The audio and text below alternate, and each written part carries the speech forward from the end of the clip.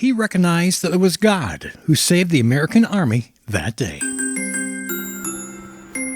For legendsoffaith.org, I'm Rob Cutter. It was late summer when that great battle began. It had been a brutal war, with an estimated 3,000 troops killed or wounded. All indications concluded that an attack from the harbor waters was almost certain, but instead thousands of enemy troops began marching throughout the night to make a surprise attack, trapping the 8,000 American soldiers with their backs to the sea.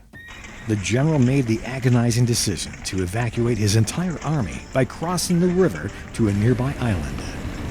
Meanwhile, over by the harbor, the British ships were being pounded by the rough seas.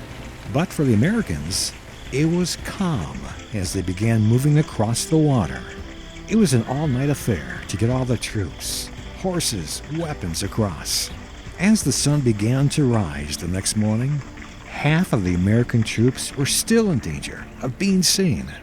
Then, out of nowhere, a thick fog moved in throughout the region, which blocked the evacuation from being seen by the enemy. The fog lasted just long enough as the last boat was departing.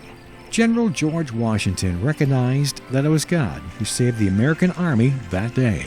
This was the last time the British had a chance to take out the American Army.